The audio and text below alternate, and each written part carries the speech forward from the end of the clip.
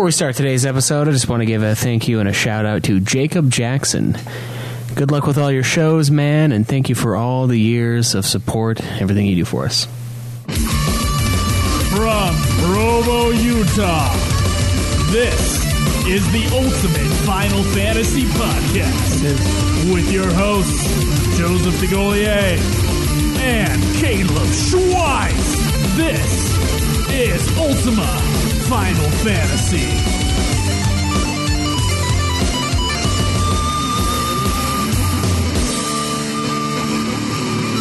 Welcome to another episode of Ultima Final Fantasy, the Ultimate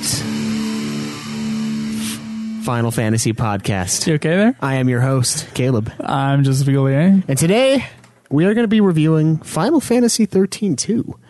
Very quick playthrough of this thing. Very unusually quick now. I believe howlongtobeat.com, which is, of course, where we go whenever we're like, how long is this stupid thing going to take?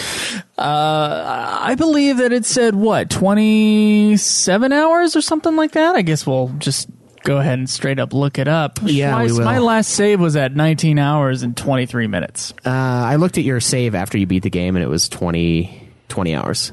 Oh, okay. So we're talking... long final fight. Yeah, long... Oh, dude. No shit, right? Yeah. Long final fight, long cutscenes. 27 hours is what we have on How Long to Beat. Now, Joe and I did use a guide during one of the parts where I had to go collect those specific items. That would take hours of frustration if you didn't have a guide. So I looked up a guide on that, but the rest of it was pretty natural. It's not a very long game. There's a lot of extra content, though. I will give it that. And I'm diving into that on the side. But how many hours was your playthrough? 21 and a half was right where I saved, and you played normal. I played easy. So an hour and a half longer, and it's not a very long game. It's just not, which is surprising. I'm looking at How Long to Beat, and we normally don't destroy the times they give us, but I guess in this case we did. We beat it, and shoot, we kind of weren't. You were kind of surprised. I was surprised that you were able to catch up to me because I know that I really... You went at full speed. Went for it. Yeah, and then you got to the final boss, couldn't beat him, and then kind of gave it a few days off. I let it simmer. Yeah, basically the only FF13-2 you played this week was the final boss, right? There was no grinding. That is correct. I believe that's... No, because on our last episode I said I was going to beat it tonight. Mm-hmm. And so I didn't beat it that night. Did you play it? I think I grinded for a little bit, or we had something else going on. I'm not entirely sure. But yeah, all I did this week was I grinded for maybe an hour and a half, and I got a third category up to 99. Okay. If you played the game, you know what we're talking about.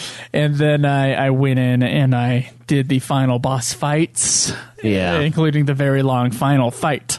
So I'm pretty proud of myself for beating a game in front of you, because it's been a little while since I've done that. Since you beat a game before me? Yeah. In the Final Fantasy games. Yeah, I did beat it like 6 hours later, but sort of in the same day, but it was like 2:30 in the morning when I finished up. Yeah. I can't wait to talk about that final fight, but I figured it out, and then I finally did it, but it still took forever the time that I did do it, so...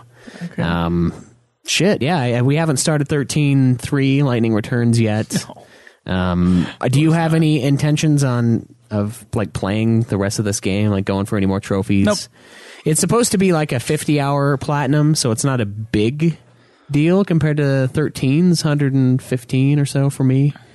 But still not something you're interested in, huh? No, not really. I am interested in beating these games. That's what I'm interested in. We brought up the challenge. There's still 42 games left in the series for us to play and beat. True. So it's a long run thing, man. I don't want to dilly dally. Well, with that though, I mean, we do have extra scenarios within 13.2. They have the DLC packs that I bought. And I kind of feel like we should play those, or at least I will play them, and I will do an episode on them. If you want to do a full episode on it, but remember what happened last time? I said I was going to do that. You said well, then we would both have to do it. So what's the difference now? I need to play Tales of Zestiria for Nude Clan, and then Lightning Returns. So I'm ready to move on, man. I'm ready to make it a done deal. Yeah. All right, man. that's fair. I am going to get the platinum though, so Lightning Returns might take us a little bit longer than this one, but I don't know. We're really far ahead of what we thought we would be right now, I think. In Stormblood, I don't want to play 14 and then like finish up the one expansion and the little add-on scenarios leading up to Stormblood and then leave play and then a game come back in between and then come back. I don't see a problem. I want to just do it. I want to be like caught up so that we're on the same level as every other fucking person that talks about Final Fantasy XIV. We know what they're talking about. This will be like the first time ever that we might have that opportunity.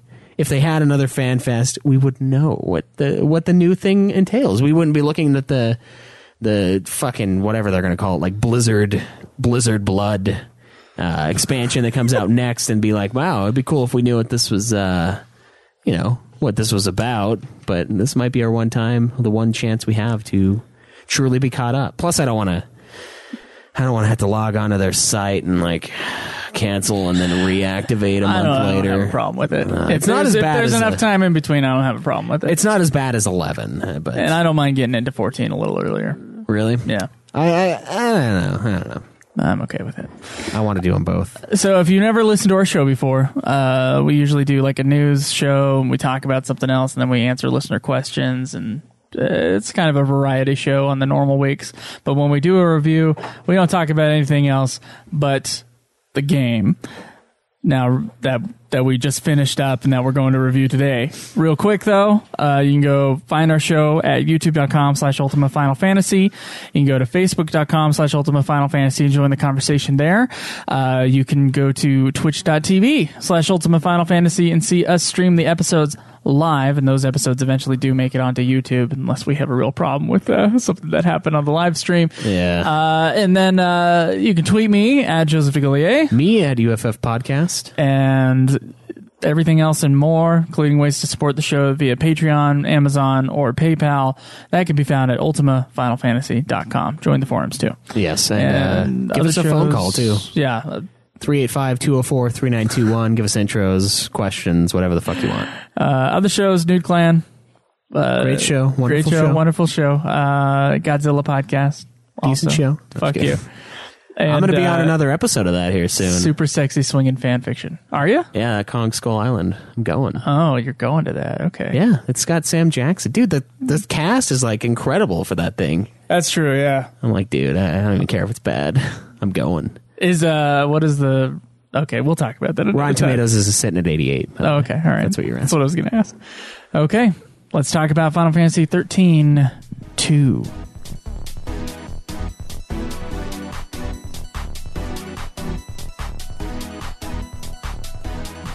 Final Fantasy XIII-2 was released December 15th, 2011 in Japan and January 31st, 2012 in the United States. Everywhere else, doesn't matter.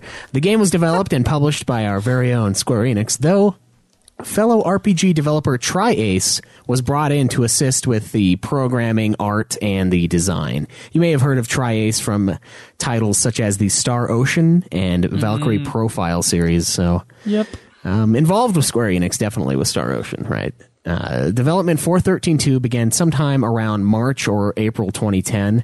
Most of the key designers and management team came over from their previous project, Final Fantasy XIII, including director Motomu Toriyama and composer Masashi Hamauzu. God damn it. Naoshi Mizuta and Mitsuto Suzuki also assisted with the soundtrack, though I didn't really look up which tracks they did because it doesn't matter to me. I'm never going to remember them. The game has sold around 3.1 million copies. That was about half as much as 13. A little less, yeah. But that's as of January 2013, and apparently around 300,000 copies have been sold through Steam, where it was released December 11th, 2014. So not bad. Not bad. Not bad at all. Toriyama originally intended XIII-2 to take place a whopping 900 years after the original game. That's where a sequel should be placed. Yeah. Once he realized how much of a pain in the ass establishing a backstory for this time gap would be, he decided to make it a time travel game instead. He wanted Lightning to be happy one day and felt that they needed to have Sarah as a more active role, since in 13 she was crystallized the entire game. Nah, not the entire game. Okay, maybe not the entire game. It was like a 3-hour stretch of cutscenes where she was definitely not crystallized. That's fair. So, yeah. Apparently the early concept in this game, they had Sarah traveling alone with Mog, and Yoshinori Kitase stepped in and felt that the dialogue between these two characters was really girly, almost camp, and a bit over the top. I don't want to do Final Fantasy X. That is exactly why they did that, yeah. So they developed the character Noel. They did not want the stark tonal difference that we saw with Final Fantasy X and Final Fantasy X-2. Thank God. So they went with a very, very dark storyline, especially at the very end. Like, it's fucking crazy. The team also learned a few other things and decided to avoid using Lassie and Falsi very often in the game. Well, because that's confusing as shit? Yeah, they you came up with like 2 variants of the same goddamn word. Yeah, they decided that it was a little much. So, and another interesting little tidbit that I read up on was that they initially planned to link the story of Final Fantasy Type 0 to Final Fantasy XIII-2 via the Valhalla location, but those plans were eventually discarded. So, I don't know if listeners at home heard that, but my foot was playing with a blowhorn on the floor. Very nice. I thought it was one of the other guys, and I was going to turn around and be like, what the fuck, man? It went off on me and scared me a little bit. Yeah. Anyway. So they wanted to link it, but I don't know. It is linked because of the Falsi, right? I think that's that's a thing in Type 0 that stayed with Type 0. Unlike FF15 that came from Versus 13. Right, yeah. Where they got rid of the Falsi and they replaced it with the summons, which was a good thing. It was, in my opinion. Not that, I guess, I wouldn't know because we didn't get the version with the Falsi in it, but I really like the way that the summons are utilized in 15. I think they kept that for Type 0, so it's still part of the Fabula Nova Crystallis or whatever, however you say it. Right, yeah. And so the Falsi is kind of, they're the gods of that universe. From what we've heard, I have no idea of anything in Type 0 other than there are I watched the opening cutscene and they say Falsi. Oh, do they really? Yeah. I watched the 7 opening cutscenes that it has, and I was like, I think I'm okay. Yeah, they say Falsi. I don't want to play this game right now. With that 12-minute narration. Did you notice that though? Like it's like watching Advent Children Complete when you throw in Type 0. It's like, here's the intro, Final Fantasy Type 0, and then they do another fucking intro, like Final Fantasy Type 0. Are you hyped? It's like, yeah, I'm hyped. I bought it on day 1. Can I just fucking play it? Like what? How many times do you need to introduce the game as Final Fantasy Type 0? Anyway. I can't wait till we talk about this. Yeah, no shit. Setting up the plot. So Final Fantasy XIII-2 does take place 3 years after the initial events of Final Fantasy XIII. At this point, the Sanctum government has collapsed, and Cocoon's inhabitants have, for the most part, moved down to Grand Pulse. Sanctum has been replaced by the technocratic government known as the Academy, run by none other than Hope Estheim. You know how often they say the word hope?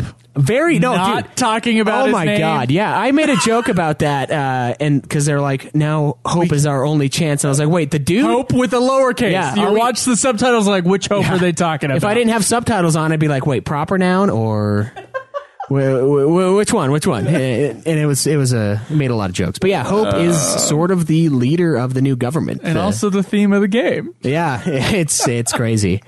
So the game jumps around multiple different time periods, even including parallel versions of the same places. These are accessed via the Historia Crux, which is like a tool you enter, like rifts in time. You enter it and you can like decide where you want to go. It's just there. It just exists. Yeah. The game takes place mostly on Grand Pulse and Cocoon, but players also visit the Void Beyond, which is kind of a limbo between time periods, and Valhalla, which is the capital of the goddess Etro. Valhalla is located at the end of time, where Etro stores the dark energy chaos from destroying the timeline. Spoilers. We are going to spoil the shit out of this. Yes. So, story. Paradoxes are popping up all across the timeline, and our heroine of Final Fantasy XIII, Lightning, has been written out of history, and only Sarah remembers that she came back with the party after Lightning and company saved Cocoon. So, the end of Final Fantasy XIII, right? Everybody saves Cocoon. We get what the fuck is her name? I like drawing a blank. Vanille and Fang turn to crystal. They hold up the falling cocoon, right? Right. That was going to just fuck everything. Somehow it was going to like be super annihilation mode. I don't know how, because it wasn't that far above the thing. But well, it was huge enough. It was huge enough, I suppose, to destroy Grand Pulse. Right. That was the idea. So they stopped it. Bam, 13 ends. Everybody like comes back. They're all happy. Dodge says something really stupid. The game ends, right? Well, not so much. 13-2. Retcon. It is. The end of 13. It is a retcon, but it does sort of, it works in a way. Because it doesn't try to retcon the entirety of it. There is actually a short story that takes place in between 13 and 13-2. So when they decided to do 13-2, obviously, they didn't have the story for 13-2 made up during the development of 13. Right. There is like a story that's from Lightning's perspective where she gets sucked into this other world. Oh, that's definitely the Valhalla then, yeah. Yeah, that happens in this little short story that goes in between the two. So if you read the short story, which I don't even think is worth an episode. If you read the short story, then it also like turns it into this thing that works with the cutscenes of 13-2. Okay. But I mean, if you just played 13 and then played 13-2, it does seem kind of forced. It's like, oh, I turned around and she was gone. Yeah, I don't think it bugs me that much though. Okay. It's only retconning the very end of the game, so it's fine, and it's not really retconning it necessarily. It's just there's a reason behind it being different, and that's what I'm okay with. I'm not okay with them just changing it and being like, well, this is the new version, this is it, this is canon now, everything that happened in the original 7, no, not canon, this is canon. That's what bugs me. Yeah. This one I did feel like worked, but anyway, so yeah, it's after everyone saves Cocoon from falling down and crushing the life out of everyone. Sarah settles down in New Bodom, but can't shake the feeling that her sister is somehow alive because... For reasons. Yeah, for reasons. Turns out that the mysterious energy known as Chaos dragged Lightning to Valhalla. This was a result of Etro releasing Lightning and her friends from their crystal status as a thank you for saving Cocoon. So that as they fulfilled their focus, right, they were supposed to turn to Crystal. But Etro decided no, and that's why they didn't turn into Crystal at the end of 13. So that works. Okay, so Etro closed the gate between realms to keep Chaos out, but then fell into a deep sleep in her weakened state. So Lightning is now Etro's knight, which is a position basically to protect her from the main baddie of the game, whose name is Caius Ballad. He wants to kill Etro to destroy the timeline for reasons that will be discussed. Caius was made immortal by Etro when she gave him her heart, which is known as the Heart of Chaos.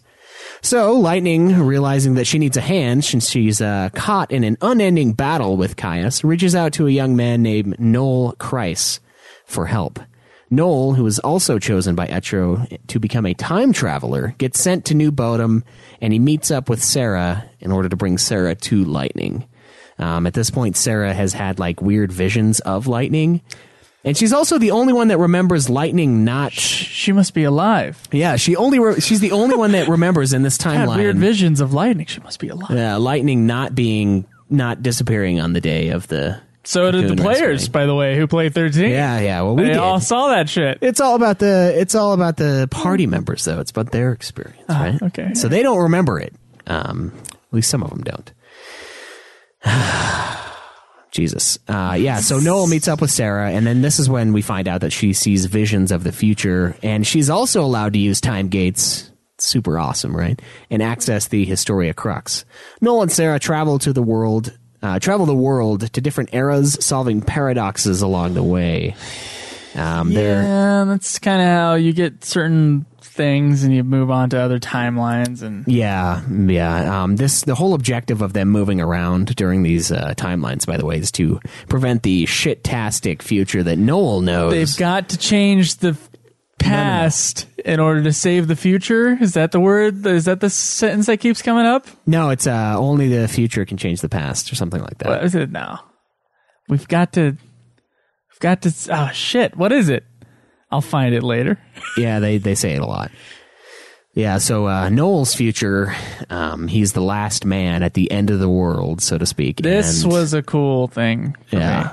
Noel's backstory about being kind of the last person in his that he knows about on his world, which you do get to visit a sort of version of his world, right? Yeah, like this sort of dying planet situation. I thought that was a really cool thing. Like, right? Yeah, you would think that after 13 was ended, like the world would be just fine. Like 13-2 wouldn't be a time plot. It would be, about like some warring factions or something. That have come up and built this new planet, or there'd be some sort of big baddie there.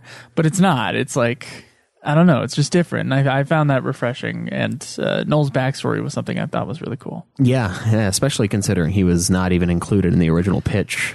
They did a pretty good job of setting him up. So too. So, of course, Noel's really awful fucking future that he comes from happens in a timeline where the crystallized cocoon did end up falling from the sky. So that's why everything's all wiped out, post-apocalyptic. He's the only guy alive is because the cocoon fell and it just fucked stuff up. Hope learns of this timeline, and he sets out to prevent Cocoon's eventual planet-shattering fall. And this was actually a really interesting part of the game. That tower you go into that Hope has set up where they're like developing the new planet, right? There's a timeline where the robots become like sentient or something like that, and they like kill everybody. And they slaughter Hope, and there's like a part where Hope dies, and I was like, yes, because I was still remembering Hope from 13, and I was like, die. But he's fine in this game, by the way. He's a decent character. But there's a version where they all just fucking die. And Alyssa, this other chick that's annoying and is in the game, she's there in that timeline when you go there, but she's like a robot version of Alyssa, and she's like all evil and shit. Yep, that part was really cool. Yeah, I was like, this is actually as crazy as the fucking timeline game is. I thought that part was really cool. It's like, well, here's one where you get to hear Hope die over this like recording from forever ago, and then the robots are just like pretending everything is fine. Like, oh yeah, nothing happened. It's okay. They created Skynet. Yeah, basically, yeah. That's exactly what I was thinking when I saw it. I was like, oh my god, this is Terminator. So that was interesting. But while our party is out and about, they learn that Snow has also become a time traveler, which is why he also never returned from 13's ending. This is when the party first learns about Yule.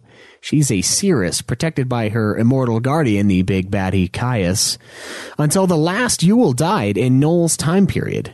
Noel is like, he's getting kind of fucked up and like weirded out by running into various Yules throughout the adventure, because he really wanted to become the guardian to Yule from his timeline. And there's like a weird subplot where him and Caius have to duke it out to become, whoever wins is basically the guardian. It's like a weird Highlander thing where like there can be only one. And I was really laughing at that because they said almost that exact line.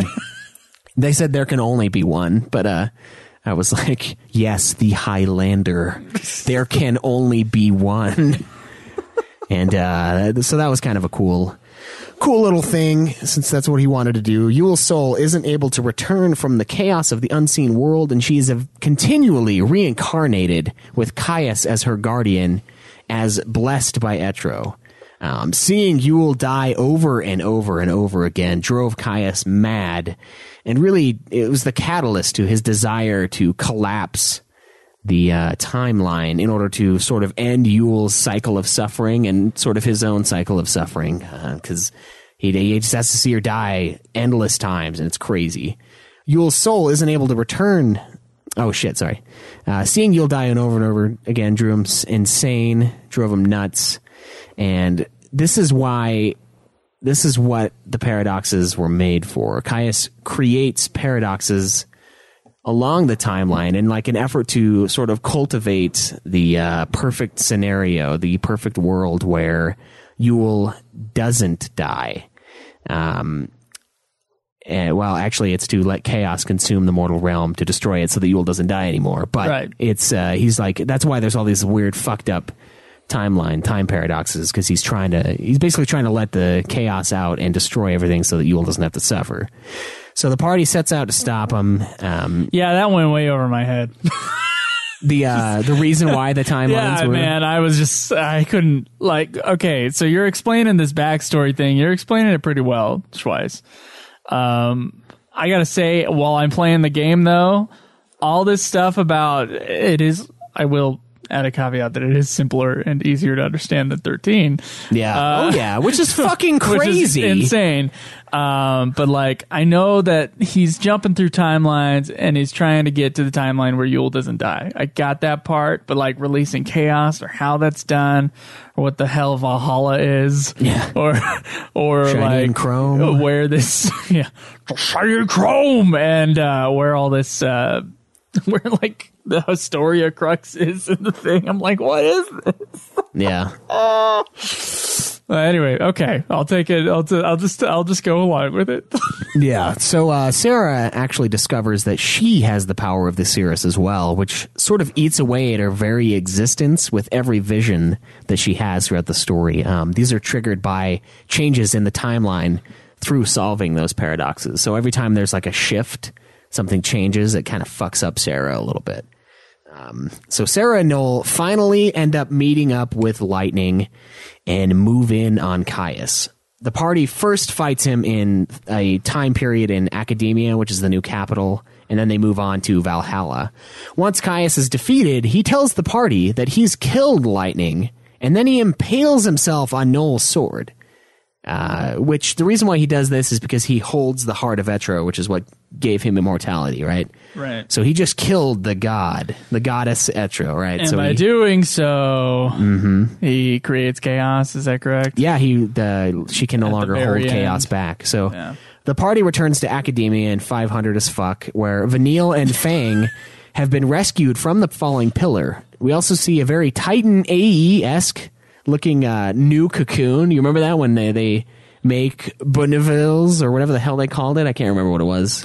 Yeah, I remember when Hope is like, and I'm just gonna go ahead and call this ridiculous name. Yeah, and I was you remember when Hope like named the thing? I can't even remember what the fucking name was. Boozeville or something like that. It's like, we're gonna create a new cocoon and it will be called and I'm like, wait, did you just pull that name out of your ass? Are you a fucking epic fantasy writer? Like, what the fuck are you doing? Yeah, it's George R.R. Martin. Yeah, it's ridiculous. So that part reminded me of the animated film Titan AE, where they have like the new planet and they call it Bob at the end, where they have like all the little things and they're going to cultivate life again. That's kind of what that reminded me of. But, then it got super fucked up when Sarah dies in front of Noel from the shock of the changes. The sky is rent asunder by dark clouds and chaos breaks free into the realm, permanently fucking everything up. Noel finally realizes that they did exactly what Caius wanted by destroying the Heart of Chaos. And though Etro died, Caius is still alive and bound to the chaos. Sarah's dying spirit awkwardly assures Lightning that they will see each other again. And then we get a scene showing Lightning on the throne in crystal stasis in Etro's temple. If you take the time to complete the additional storylines that the game offers, you do get an additional scene showing Caius on the throne, stating that the goddess is gone forever and that he and Yule can begin a new life without their curses, which is, I don't know why that's the ultimate ending, because that's already assumed from the ending, because darkness comes in and that's like what it's supposed to do. Yeah. It's supposed to destroy things, ruin the timeline, and make it so that Yule doesn't have to suffer. And I say that I believe it was Jake who spoiled the ending of FF13-2 for me. Really? What did he say? He said Sarah died. Did he really say that? Yeah, he alluded to it, and it was like clear enough for me to be like, oh, so Sarah dies at the end of 13-2. Thanks, Jake. Really appreciate that. Wow. Yeah, I didn't know. I was not shocked by the ending. I was like waiting for it. Yeah. Like you said earlier, though, this storyline, even though it is a time plot, and there are moments where I went back in time and I was able to fight. Once you beat the game, you can unlock more paradoxes, and that's when I was telling you there's like 9 endings. They're not really endings. They're just, you can kill Caius in different spots and get sort of a different ending. Okay. I went back and I fought like a Uber version of Caius while he was like super tough and in a certain year, in a certain area. And by doing that, I basically finished it and was able to fight like a very advanced version of him, like even more advanced than the final fight against him. He was crazy. It was fucking ridiculous, this fight. And even with shit like that, Even with shit like going back to the same area that you've already been in the past to another instance of that same year, the story is less confusing to me than 13's. It is. The thing that I think confuses me the most about 13, not only like all the terms, which 13.2 is not nearly as termy, and I've talked about this before on the show.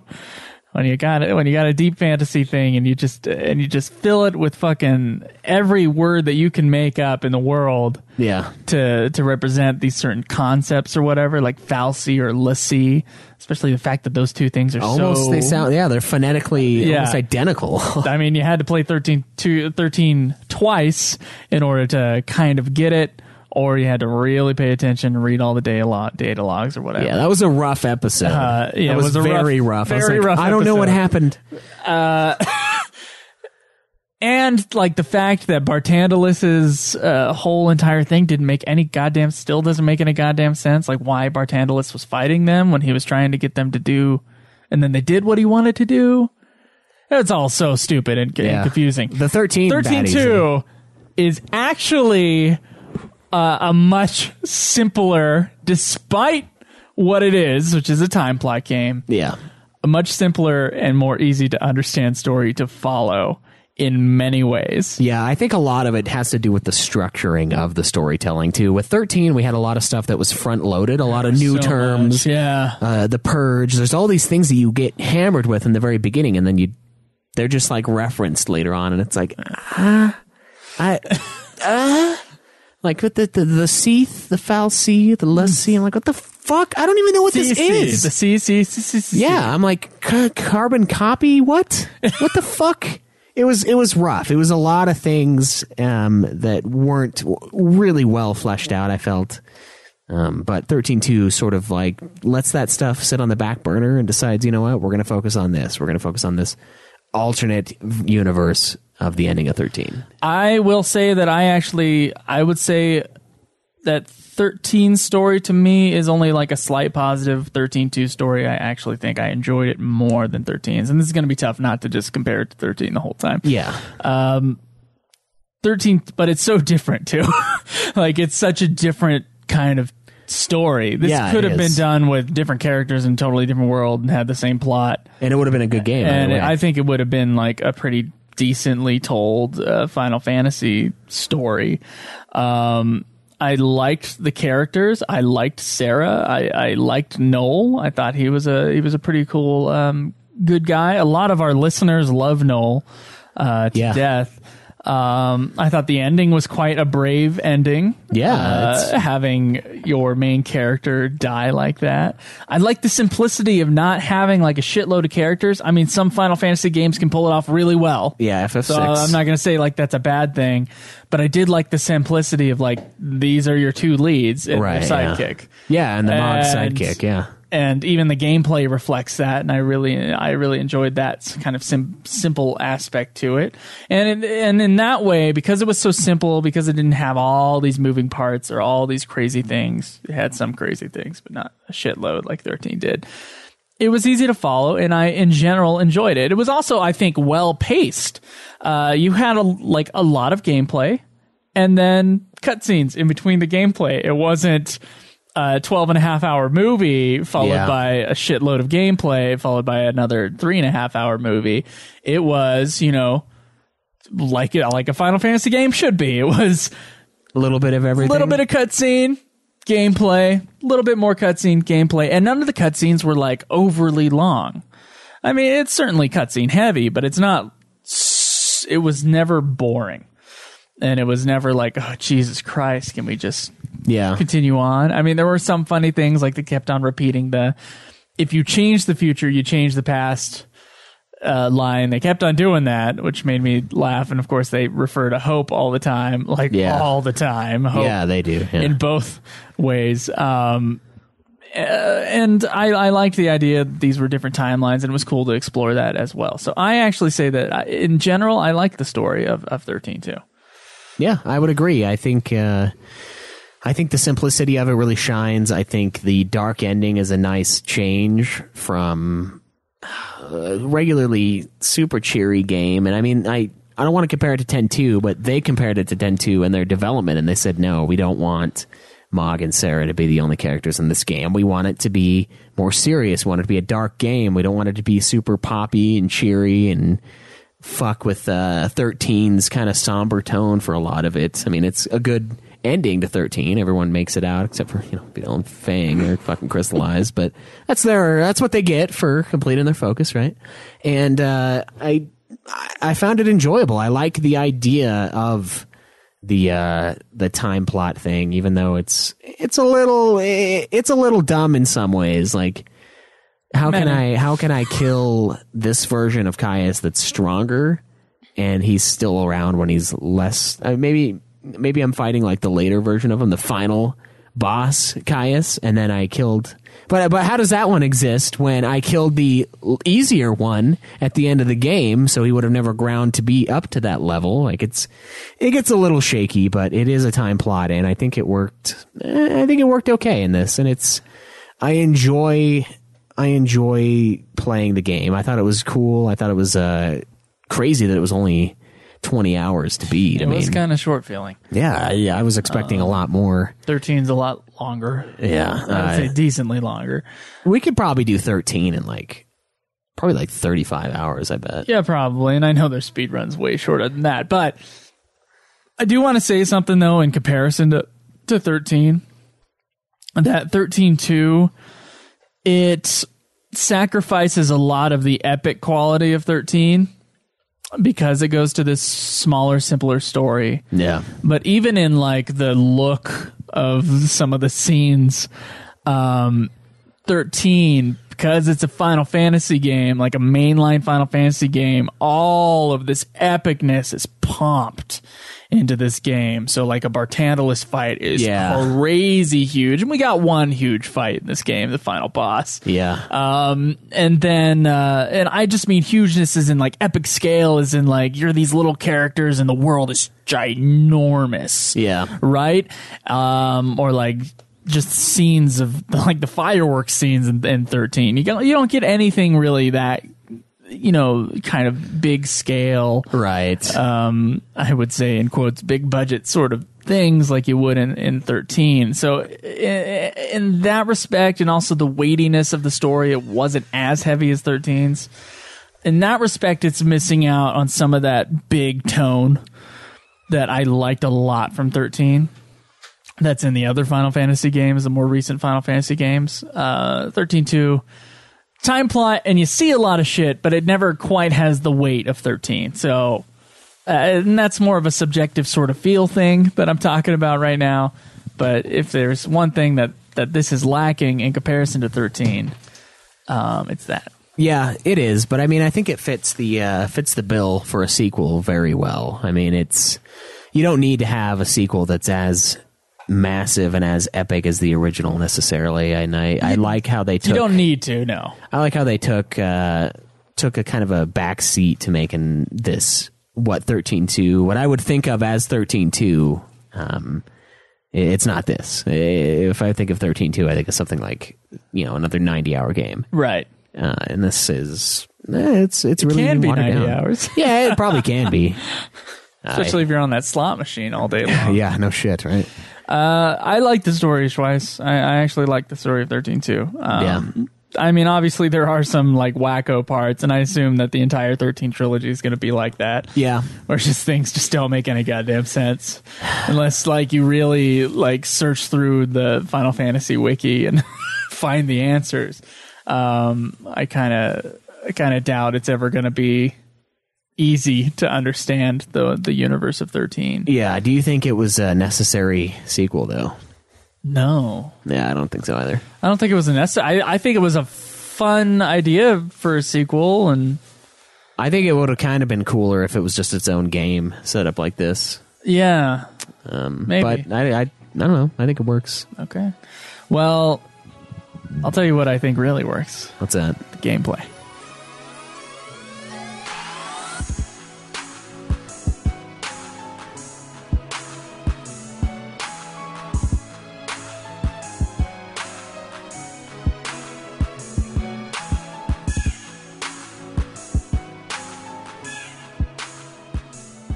So 13.2 features many of the same combat elements of its predecessor. It resurrects the Paradigm and the Crystarium system.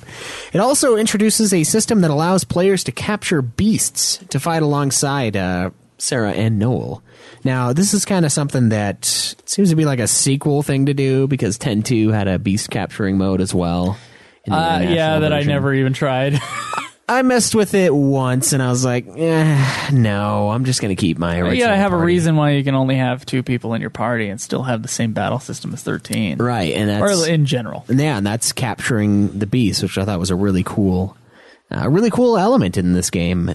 So 13.2 also kind of takes a step back. You remember how 13, kind of 11 on, all of the Final Fantasy games, they had enemies that were visible on the main map, right? This was something that we had kind of... Including 13. Yeah, we kind of moved beyond the random battle setup that Final Fantasy used to be when 11 came along with the MMO, because random battle MMO sounds atrocious, right? I don't even know how the fuck that would work with like... Sounds terrible. Parties and it's like sorry guys, I'm in a battle right now. Yeah, you just like your guy just disappears, goes into this like end zone thing.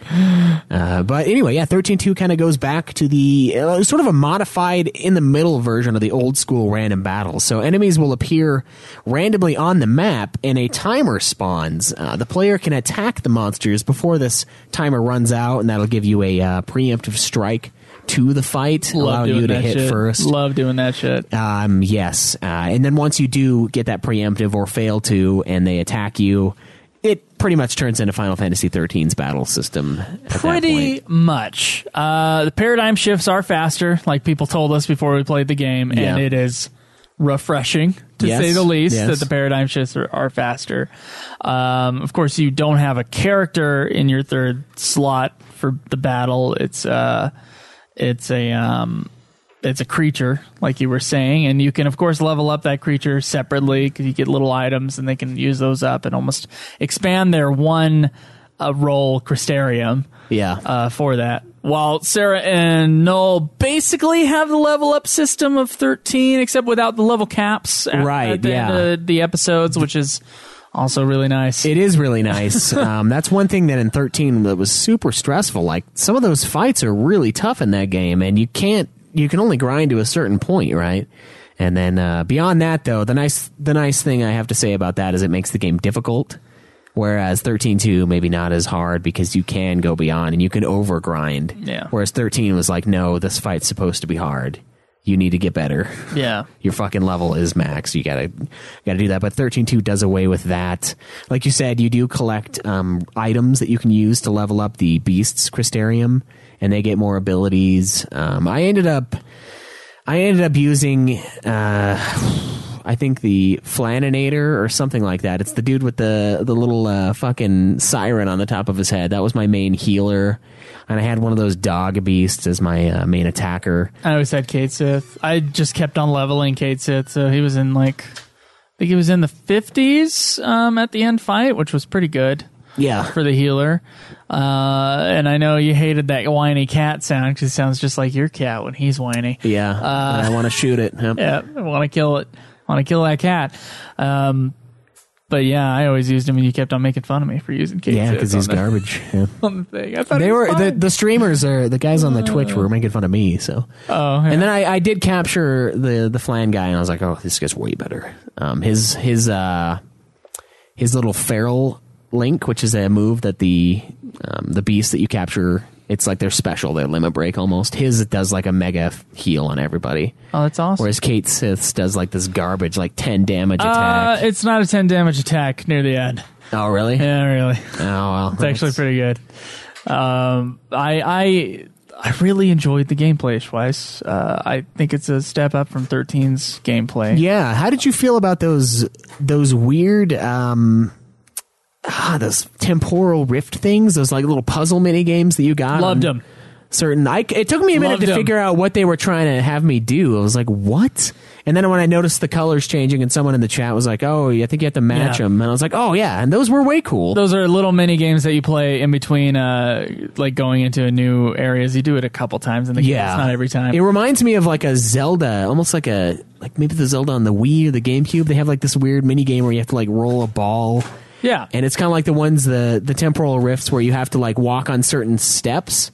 There was something like that in the expansion to Fable as well. There was like a couple mini games in the beginning where you had to do that, like, collect all the items without walking back on the same step again because it locks it. Yeah, that was one of the games. There was another one where you had to like connect the colors and create an image of a beast.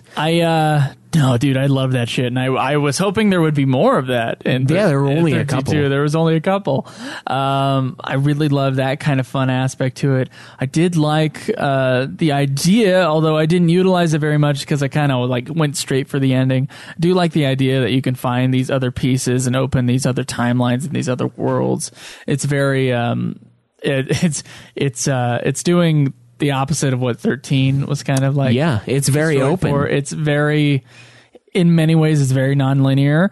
And many of the maps, by the way, not the same kind of hallway syndrome you got in 13. Yeah, it's a lot of more opened up, a lot more places to explore and get items, and a lot of it's on Grand Pulse. So yeah. And you can find, of course, you use Mog's little abilities, and you find more artifacts to get to open more timelines or to get other abilities. Yeah, Mog. There's a fucking awesome ability where you just pick Mog up, and you're just sitting there like crying out like you're abusing him, and you just chuck him, and then he'll like go and pick up a treasure if you throw him in the right spot. He also has like a little wand that kind of distorts time. And you can get him to use this ability, and if you see a treasure, it's almost like the Predator thing, where you can kind of see the outline. You can see the outline of this treasure, and you get him to use this clock ability, and he will uncover the treasure, and you can pick it up. There's a lot of stuff that unlocks after you beat the game. Some of those ones that you couldn't access before, like you could see them, but you couldn't grab them, those are available after like post-game stuff. So there's a lot of backtracking and going and collecting it. Another really cool part of the gameplay, I think, is you're able to repeat the initial part of the storyline. So like if I need to get the trophy for 5-starring a boss, I can go back and actually like rewind the clock and like close the gate and just like reset it to as if I was doing that part of the story again. So I can go back through. I didn't know you could do that. And I can kind of just play the game again almost. Just go into these areas as if it was the first time and get the cutscenes and get all the interactions. I went back and I fought Titan. Was that who it was? It was like some big ass dude in the beginning. I Odin? fought him again. Not Odin, no. Okay. I think it is Titan, but it looks weird. I'm used to 15's Titan now, so I don't know. Everything's all off. But yeah, you can go back and do that stuff again. And this game also has cinematic action sequences that it's like a God of War, Resident Evil 4, Resident Evil 4-esque. Oh, Atlas. Thank you, Stolas. It's Atlas. Jesus.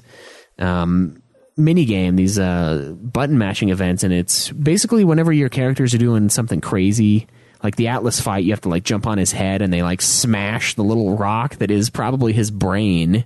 And you just fucking ruin him. There's all these little interactions you have to do. You have to pull the arrow, pull the bow string back, launch the arrow. There's like button mashing, and these sort of, I guess it's like 15 did it as well. So when you were in the big boss fights, like they'd be doing some move and it'd be like, oh, got to do this. You got to mash this button. 15 took a lot from 13-2, I think. And obviously 13-2 took from other games. I'm mostly thinking of Resident Evil 4 because that's the first one I know about. I'm sure it came before it, that during a cutscene, something would suddenly happen and you would have to react via the controller, and it would tell you what buttons to press and what kind of way. There was a lot of that in 13-2. It definitely helped break up the cutscene. Yeah. But then another part of me is super lazy and just wants to watch the cutscenes and not have to interact with it. Yeah, that's true. If I'm going to be honest with myself. And that's something we've talked about throughout this entire replay is...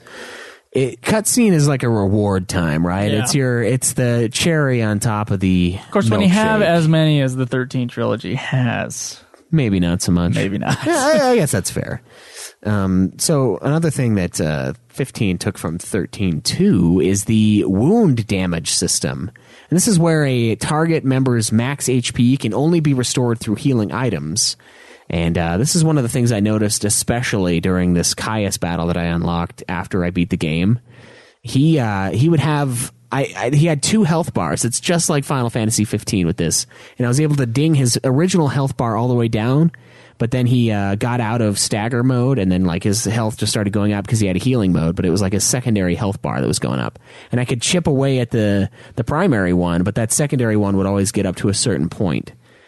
So that's another thing that I thought 15 was the first to do in the series, but 13 does it as well. It's not as in your face as 15's is, I don't think, but it does exist in the game. So yeah, that was an interesting find. It didn't really affect me as far as my party members. I didn't really notice it that much. I also didn't use items that often. The final fight was where I used a lot of potions. I used Phoenix Downs. Yeah. Whenever my healer went down, and the very last thing I got to 99 was Noel. I brought his medic up to 99. And so I wasn't really using medic on my other two characters. So whenever Mog went out, it was hurry and switch to the healing classes and get Phoenix down on, or not Mog, but Kate Sith. Yeah. And that was an important part of the game for me, was buying Phoenix Downs. Yeah. The person that you buy it from, by the way, Chocobocolina or Chocolina. Yeah. Insane. What the hell is that? Do you want me to tell you who she is? Go ahead. She's the Chocobo in Saz's hair. She grows up to be Chocobocolina. How do you know that? It's in a DLC thing. I noticed it when someone was like, "Does he know who she is yet?" I was like, "What?" So Saz had sex with a chocobo. No. And the chromosomes lined up in such a way that this thing, this thing, he slithered out, and he's like, "You'll rest in my hair, little one." And yeah. then something it becomes like half human, half bird. Yeah. Yeah. It's also strangely erotic. I don't think there's anything strange about it at all. I'm going to make you quail so hard. Oh, yeah. Fucking go there. Oh, God. That was insane. Yeah. She also travels time with you. And she's probably the most well-known thing from 13-2, so yeah. I had heard about her beforehand. Mm-hmm.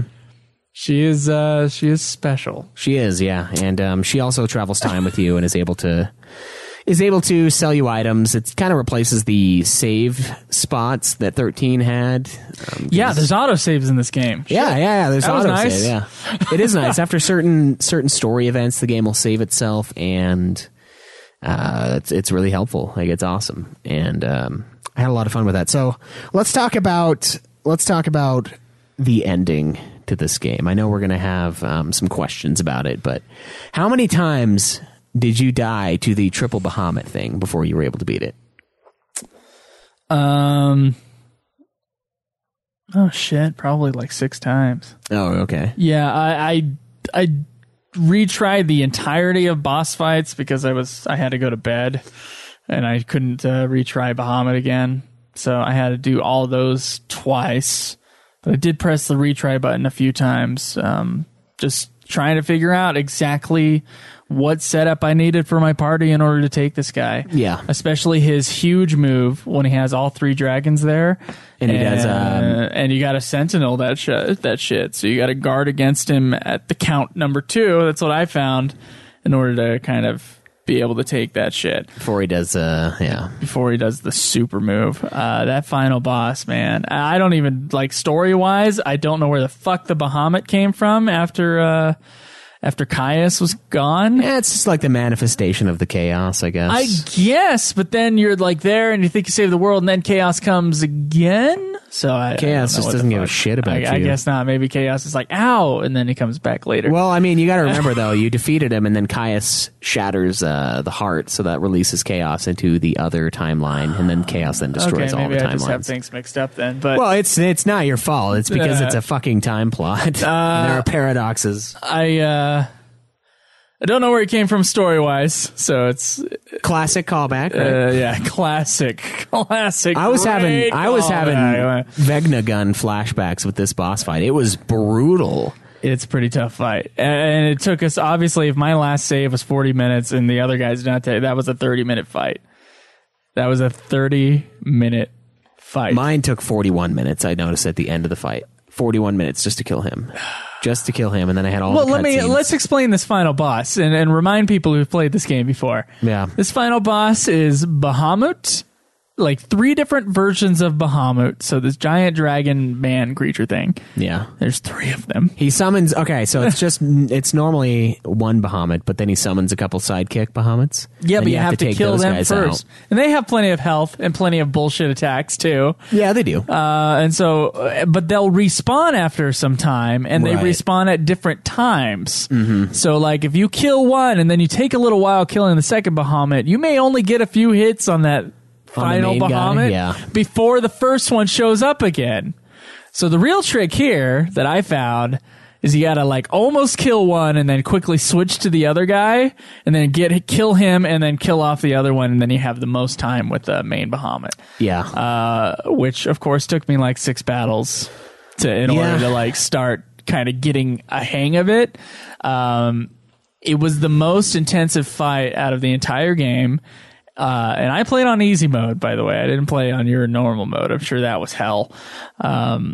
It was a seriously intensive fight. It took a lot of strategy, and the rest of the game was not that way. There was some strategy with some of the major fights at the end of the episodes, but but a lot of it was like, well, I got 2 stars. This was like, I beat it, so you better know the battle system well. Yeah, I didn't have and how to just exploit it. I didn't have anyone unlocked as healer. I only had my beast as my healer. So I didn't have that, which was fine because my healer was way better than Kate Sith. Okay, man. I died 3 times, and I was able to beat it on the 4th time.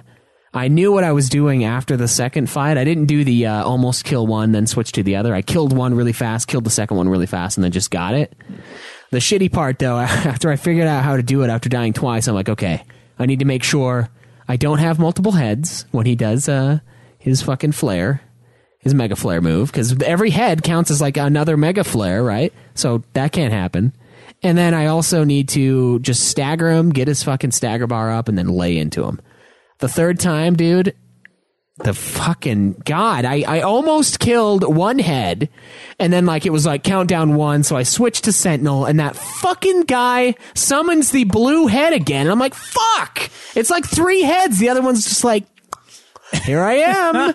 And then Mega Flare, and I just, dude, it did like 16,000 damage or something, and I had Sentinel on, and it did that much. I was like, oh, God. Oh, wow. My Sentinel just, I was able to take those things just fine. As long as I got it in the right time, my guys would be just fine. Yeah, well, if I don't have all 3, except for Kate Sith. Kate Sith would get wiped. But yeah. I had double Sentinel and then the 1 healer for the most game. I didn't have a Sentinel Beast, which I think I'm going to use. I did, but he was really low level by the time I got him. Like I got him way late in the game. Yeah, and so I never had a 3rd Sentinel. You know, doing the trophy grind for the 100 preemptive strikes in the Arcalite Steppes or whatever. You know those porcupine dudes?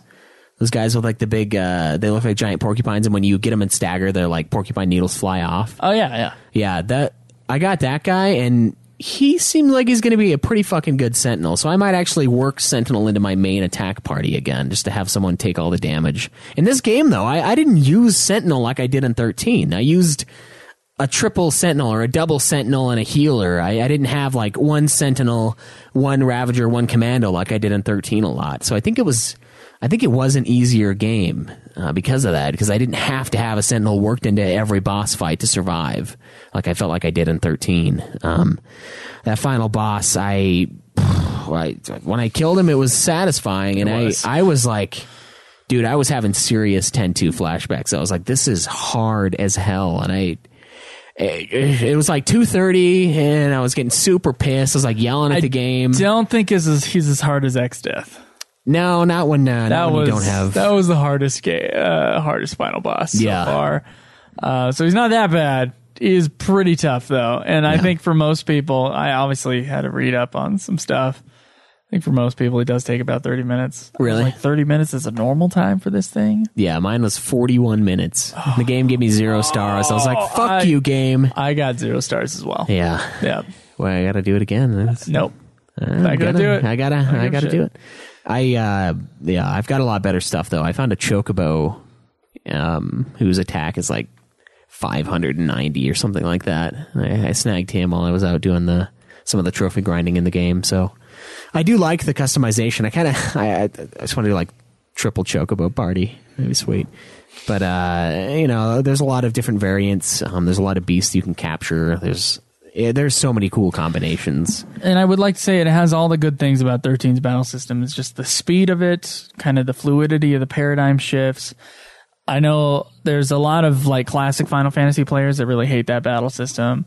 Personally, I think it's the best battle system in the series, 13, as far as the main series. But this is an even better version of 13's battle system. So I loved the way the fights went. Yeah, I did too. I think even when I had to double down and actually play the darn game, like in the final boss fight, like really like pick my paradigms and when to switch and all that other stuff, get the timing down. It was still a lot of fun. So I enjoyed it very much. I did too. I feel like it did improve on 13's battle system, and I thought the inclusion of a monster as your third party member was really cool. Yeah. It's something that, like I said, 10-2 offered, and I just did not give a shit. And this time around, it was, obviously I had to have one because I only have 2 party members, but I liked the idea of just poking around with the new beasts paradigms or their Crystarium and seeing what I can get them up to, seeing what different ways I can play the game. And I like how one of the things in 13 that I really hated in the battle system, and I realized after my 110 hours of getting the platinum, was people standing next to the Sentinel, and I didn't notice that happening in this game. So like when you have a guy that's supposed to take the damage, they're not standing next to him like they were. It didn't feel like as shitty in that way, so it was not as frustrating. I think they improved on 13 by a decent amount. I like how they unlock the Crystarium. I like how the Crystarium has levels now. So it's not just this massive thing. It takes a lot. There's Crystarium expansions in 13, but I know what you're saying. Yeah, the expansions in 13-2, you're allowed to do boosts for the class. You're allowed to unlock a new class, increase your active time battle bar, your little gauge bar. Lots of stuff. Really customizable. Yeah, it really was. I had a lot of fun playing the game, if nothing else. Okay. Yeah. Do you want to move on to how the game looks? Yeah, let's talk about that.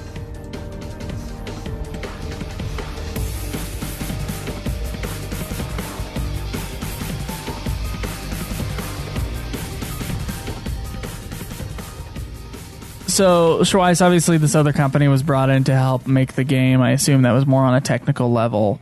My assumption being that some people were moved on to other big Final Fantasy projects or other projects from Square Enix.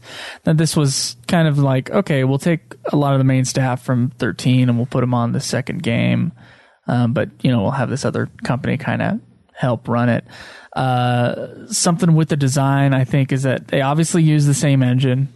Yeah, Crystal Tools for sure. Yeah. As 13. And so it plays a lot in the same way. The design of the game, the visual look of the game, it matches 13 pretty much exactly. There are some new areas, of course, and you get to explore those. Like the ending world area is very dark, kind of hellish sort of aftermath area, which I enjoyed exploring. Visually was very cool. It still had all the flair of 13 with all the lights and the random like crystally sort of flourishes that 13 had. So in that way, basically these people who created this game, they made a carbon copy of 13 without all the CG cutscenes. Yeah, the cutscenes in this game don't look nearly as awesome as they did in 13. I don't think. A lot of it's a lot more interactive of a game, though. Like during the cutscenes, you do run into those cinematic action sequences, and so stuff like that. It makes a lot of sense as to why it's not that way. But it does. I don't think it looks as good as 13 in a lot of ways, which is odd. Well, I think it's much like the 10 versus 10-2 sort of thing. They're using the same engine. They made the game faster. Obviously, they brought in totally different people to help make the game in 13-2. And so maybe I don't want to say it's a rush job because it still looks good.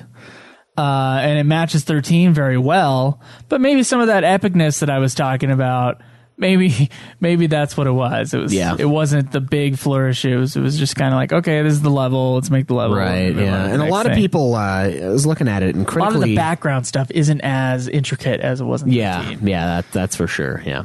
The character models and stuff like that, obviously they're look fine, the same. Yeah. But a lot of people gave this game flack upon release because of the outdated look of the Crystal Tools engine. They didn't feel like that was it was current gen. It wasn't up to snuff because, I mean, Crystal Tools in 13, they took forever to make that game because of Crystal Tools. So by the time it came out, by the time 13 was released, it was already sort of like the old way of doing things.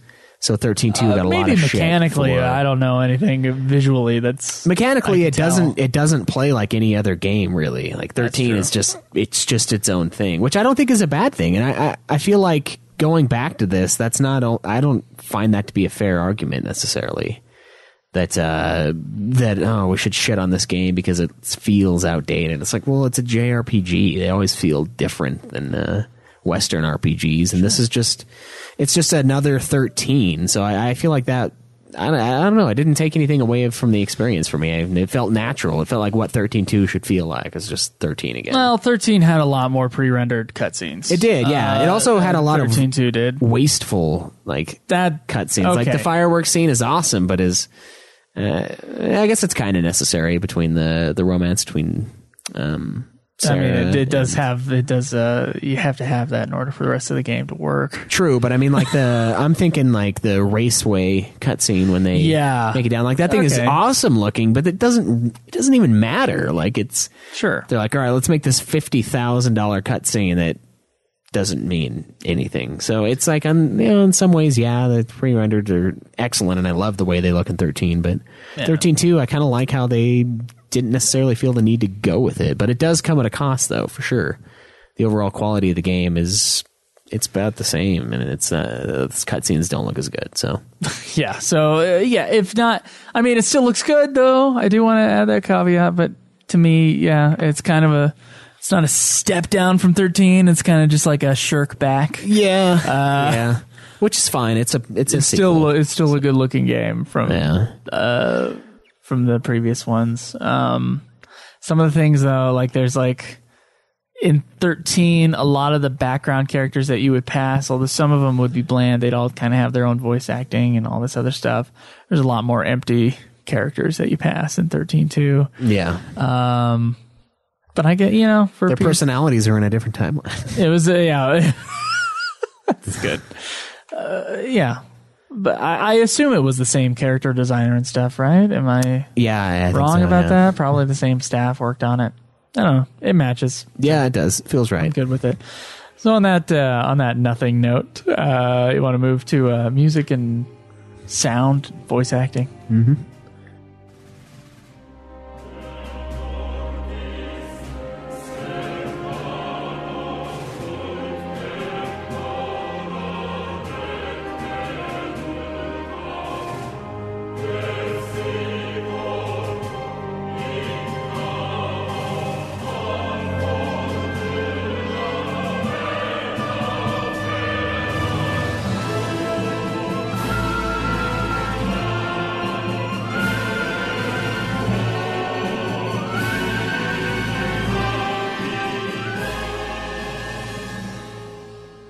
All right, so as we said before, a lot of the same staff came over.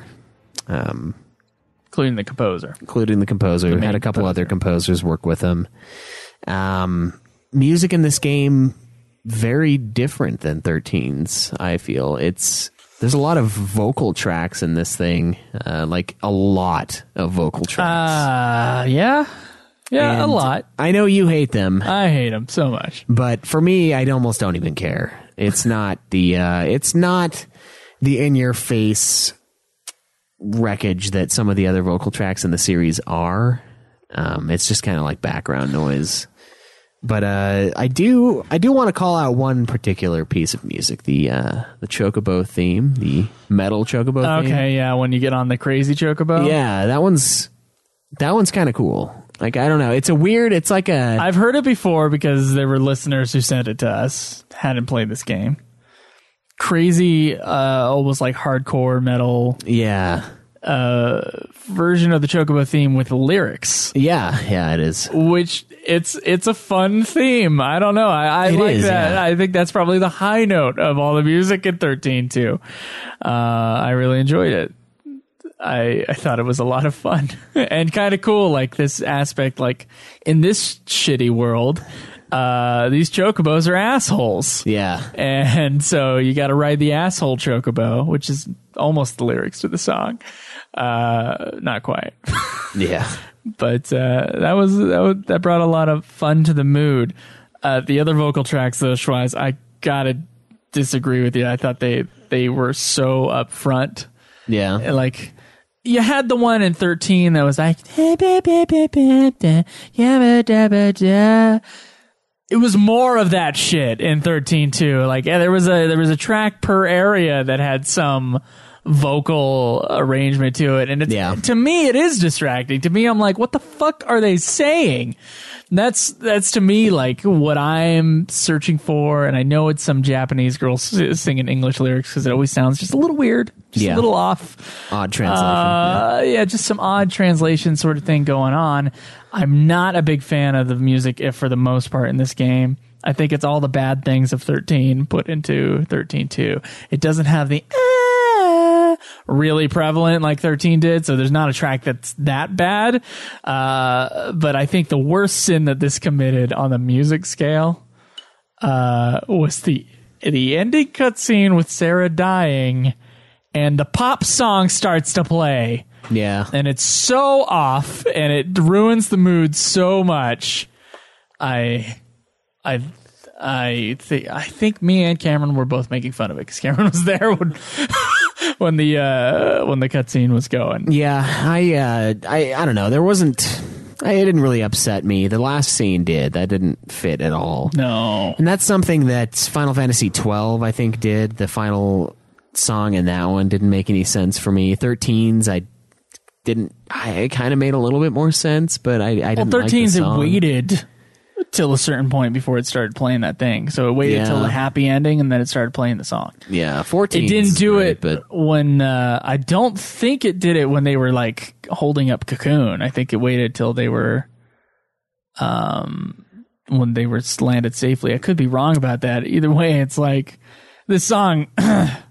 It did not fit in the scene that they put it in, and it's something that really I was not happy with when I played this. I don't know. It doesn't have the soundtrack that 13 did, and then 13's soundtrack is good-ish. I mean, there's some stuff that I don't think I ever need to listen to again, but the Bartandalus fights always had this epic chorus, and there's just this fucking huge thing, and I only felt the weight of that like in the very end. Like, I thought the theme for the final boss fight was cool. I thought that area was awesome, but for the most part it was like an awkward set of songs that had lyrics in them, and it was weird. It didn't take me out of it necessarily, but it was never a situation like the Barty fights in 13 where it was this huge thing, and I was like, man, everything about this fight is phenomenal. It was like most things about it are phenomenal. The music is just whatever in the background.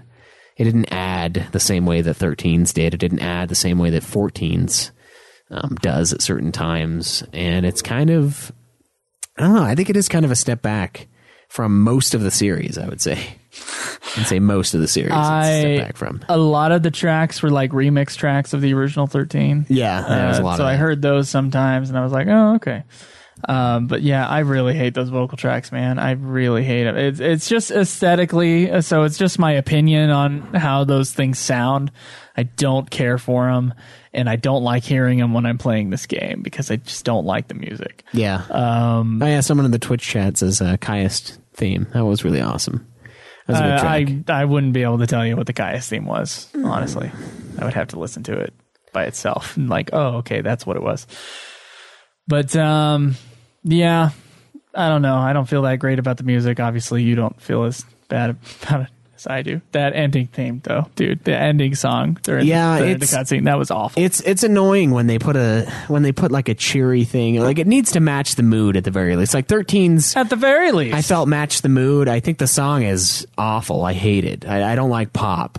And it's I guess it's a fine pop song, but I can't stand pop, so it's like I'm not even one to truly judge on an even playing field when it comes to that. But at least it sort of fit. It felt okay. I was like, all right, this is fine. This one, no, not even a little bit. Like, she's dead. She's dead, and we have this fucking pop song playing. It's like the timeline's going to get destroyed. The world's going to be basically annihilated. And here we are, and it's super they can't wait cheery. till the credits. They got to put this shit in right now. Yeah, and it's... I don't know. One kind of a decent area in this game, I would say, would be the voice acting. I thought they did a pretty good job with it. Voice acting was very good in this game. The script, I feel like, is less bullshit than 13, so I feel like that's why the voice acting is like a step up to me from 13. There's a lot less shit that they're going through. And with 13, it almost felt like a return to 10 in a lot of ways, with like the zany characters at times and like the weird interactions they would have. And other than Mog, which was a very odd character at times. It was one of those rare circumstances where I actually thought that Mog was fine. I did too. Yeah, he's the annoying kid character. He's the annoying kid character, and I thought he was just fine. I thought he was going to be really fucking annoying at the beginning, but then after a while, I was like, you know what? He's kind of funny. Very rare for me to say that. Very rare. I was okay with the annoying character in the game. I was too. He was endearing at the very least. I enjoyed the Mog. Sure. And he's very useful, and you get to chuck him, and like the cry that he gives out, he's like, Koopa! It's really satisfying to fucking lob that little bastard. It is. It really is. Into the distance. And like, it's like when I was in academia, I chucked him off the edge and just watched him like get further and further away. It just like fell down to the planet. Hey, what'd you think of the new Snow?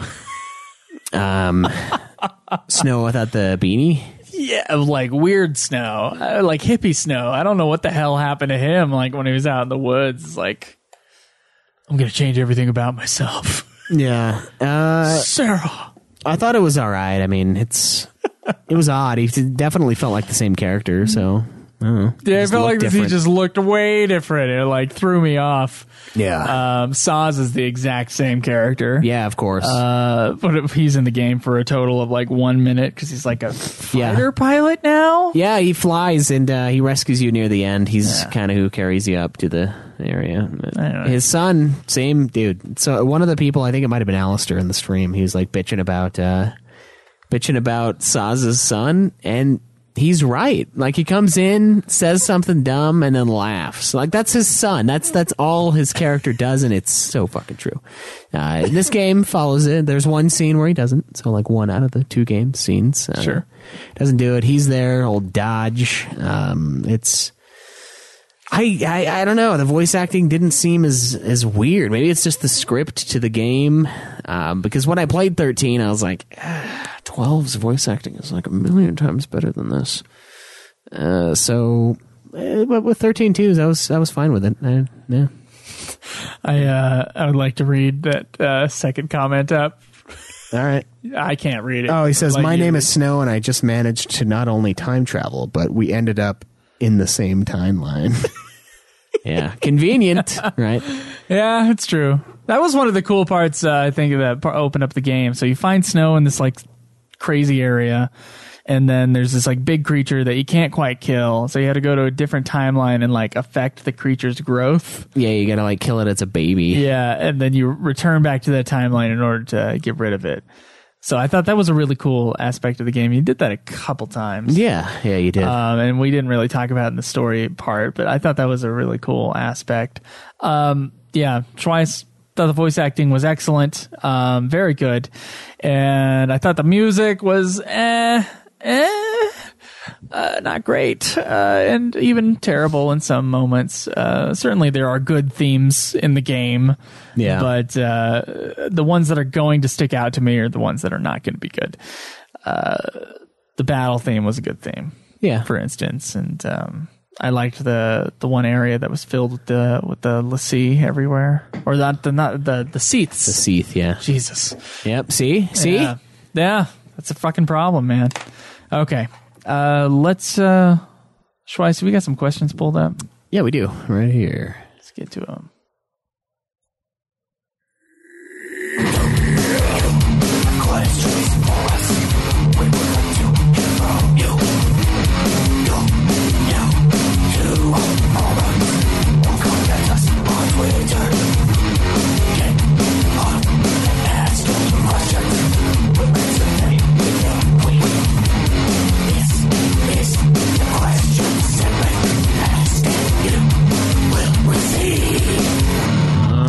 friends, we got a few questions here. Of course, immediately after we asked, Shinru jumped on. Thoughts on the final boss battle? Well, we gave those. Awesome. It was awesome. Crazy fight. Did we like their special trio attack? No. It was bullshit. Did we have to overlevel? Joe did. I stayed. Well, didn't I tell you to grind? Did you grind in that area when I told you to? No, I just went straight to it. All right, never mind. I did have to level. I just figured out how to kill him, and I did it. I had to level. I didn't really have Sentinel up or another medic, and I really needed that. Or at least I thought I did. Obviously, Schweiss didn't need it, but then again, his battle took 31 more minutes, or 11 more minutes than mine did. Yeah. Thoughts on the unique style of the music they chose for the final boss battle? Can we hear it? We can. We're probably going to get in trouble for it, but...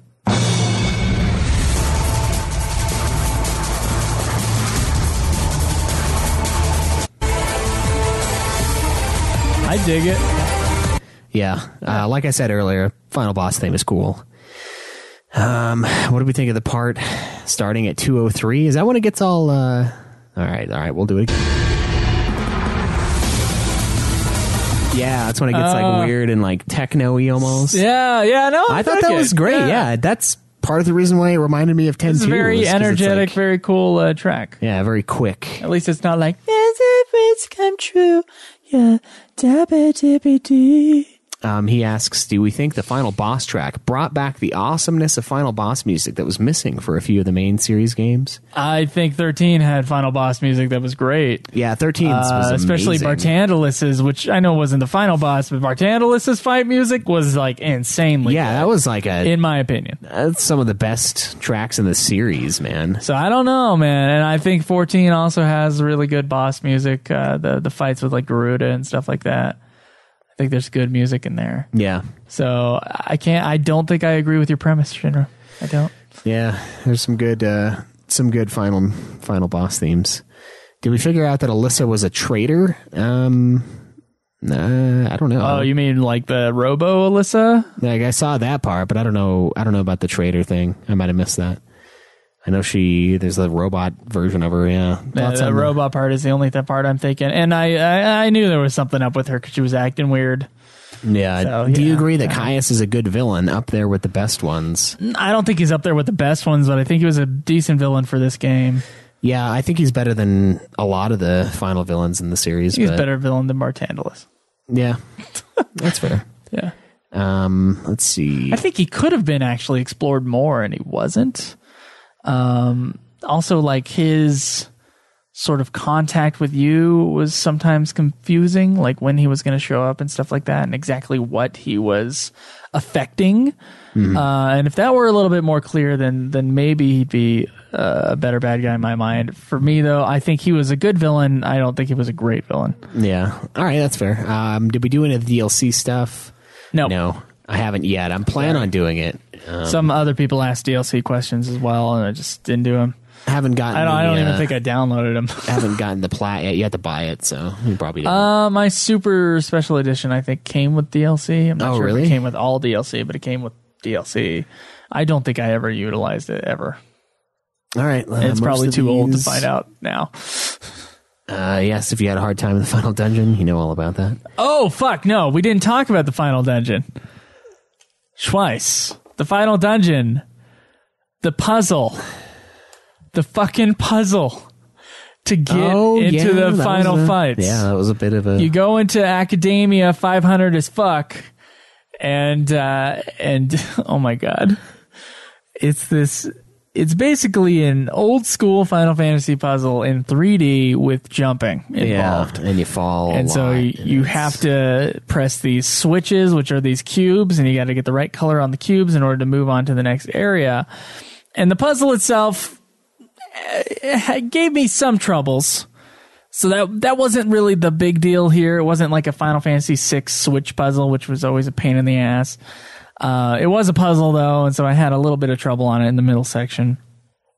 But the thing that really got me was the platforming. Now Shinru probably knows I am not good, nor do I enjoy platformers. I'm not good at them. I don't enjoy them. And on top of that, my TV totally has a delay. Now, I was really having trouble jumping from one ledge to another when it was in my regular standard mode on my television. And then I switched it to game, and it was slightly better, but I still had problems jumping from ledge to ledge because of the timing of it and when my controller was talking to my television and when exactly she was going to jump. And kind of the margin of error is very small on that jump with the thing. So like Last Guardian's jumps were easier than that thing was. Yeah. In my opinion. I fell so many goddamn times, dude. I fucking hated that part. It took me too long to get through that thing. Yeah. It was embarrassing how long it took me to get done with that puzzle. It was a couple hours. Wow. It was bad. So I'm embarrassed, but I blame some of it on my television. And also because I just hate timing jumps. I fucking hate it, man. Hate it. Hated that last area. Yeah, I didn't fall at all. You didn't fall at all? No, I'm just fucking with you. I totally did. Okay. There were a bunch of times where like I would forget that I needed to jump because I think Final Fantasy the XIII. angle of the camera and you think it's like the same ledge and you're just like, whoop. Yeah, and there were a couple times that I got knocked down because I wasn't paying attention to the timing of the pieces that flip around. The puzzle itself, though, not hard.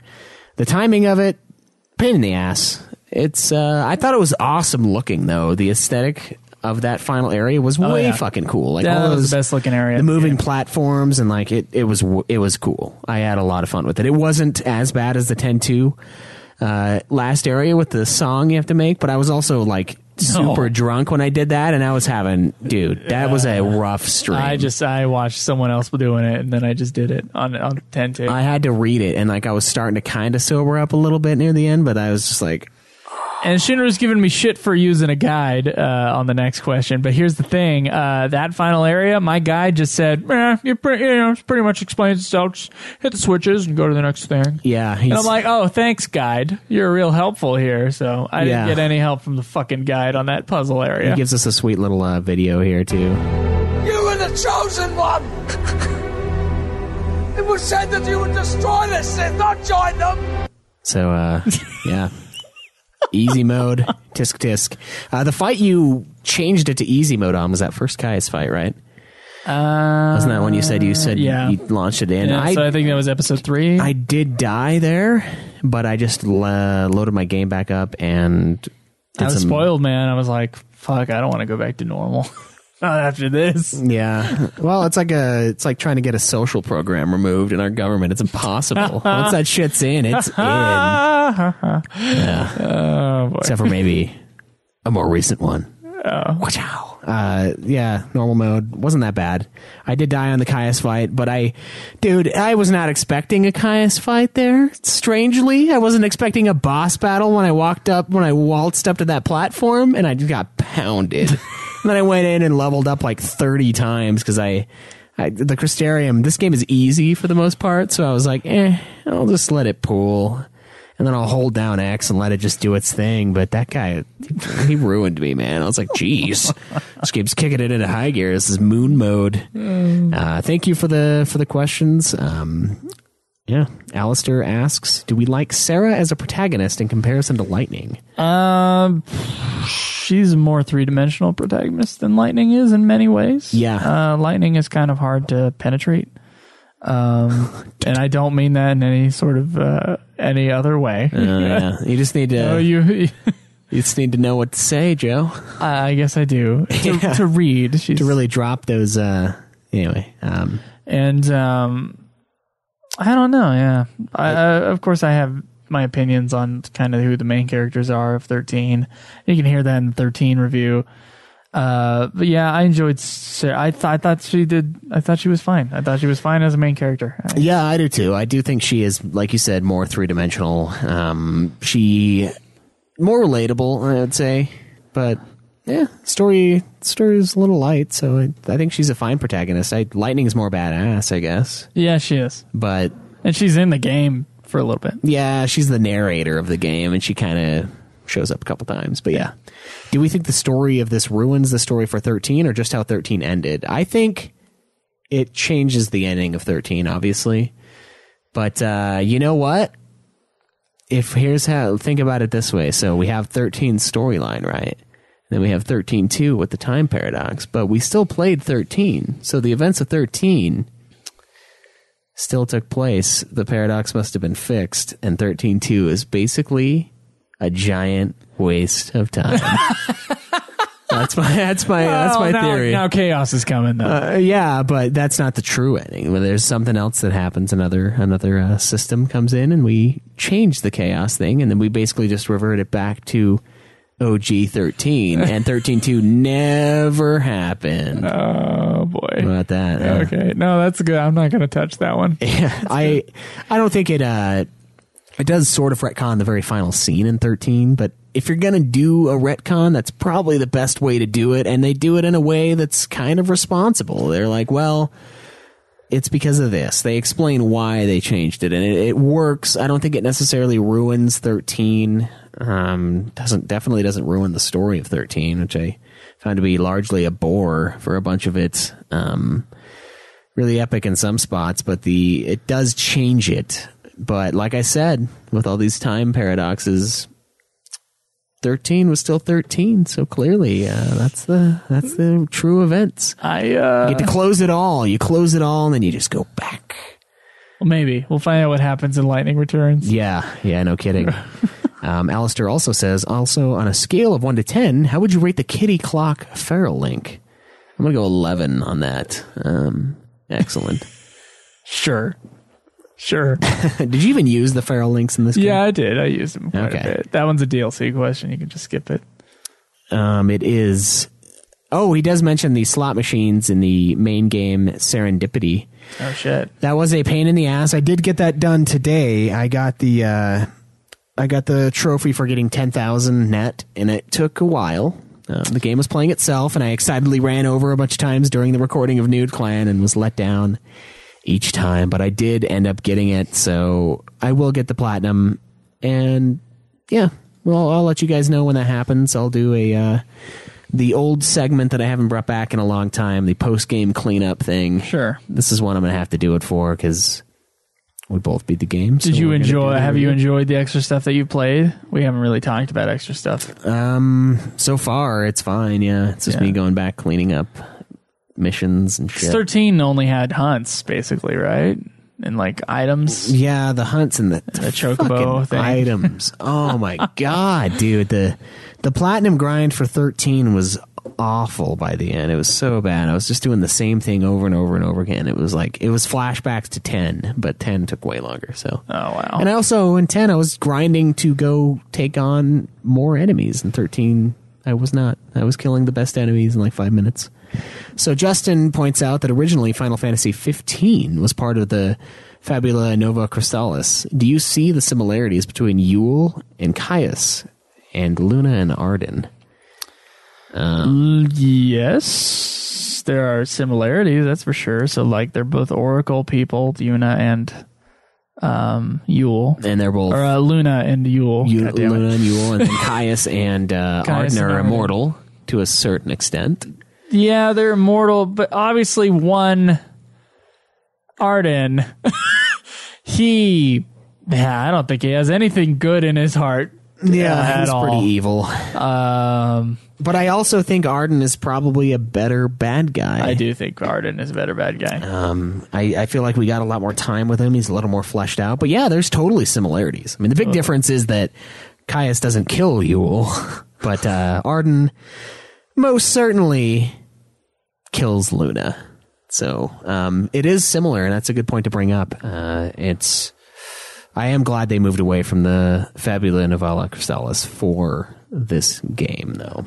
All right, so I think it's time we move on to listener reviews. We got a couple of those. Well, we got to touch the legacy as well. And then we got to go on to the legacy. Yeah. And our overall feelings. So let's get to them listener reviews. Alrighty.